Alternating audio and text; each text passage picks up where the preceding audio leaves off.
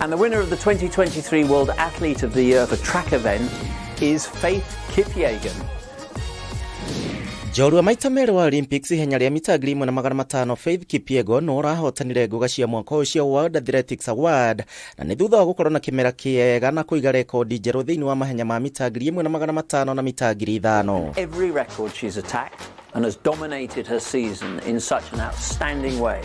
Kipyegon ule no ukuru wa miaka 29 aigire rekodi ici rungu rwa mieri 2 ani acoketie ngatho ni anyitite mini undu wa kumutuga na nguga eno. So proud of myself, you know, to have achieved what I achieved this year was magnificent. It was a dream come true from long time ago, so I'm so proud of myself. KELVIN KIPTUM arahotanire nguga ya mutengeri wa mwaka mahenya maja wa kiharo na ni thutha wa kuiga rekodi njeru thiini wa mahenya ma Chicago Marathon ya mathaa 2 na sekendi 35 mweri wa 10.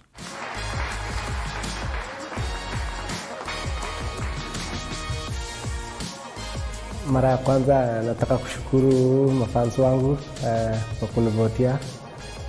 Nimekuwa mshindi leo wa mwanariadha bora na washukuru sana. Kenya Faith Cherotich na Emmanuel Wanyonyi nio marahotire nguga cia athaki ethĩ muno makiria na aria marakura na gikiro kinene mahenya-ini.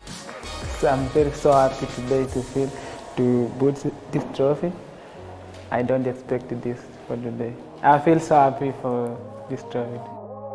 Again, I would like to say thanks to my fans all over the world, my coach Bernard and global management.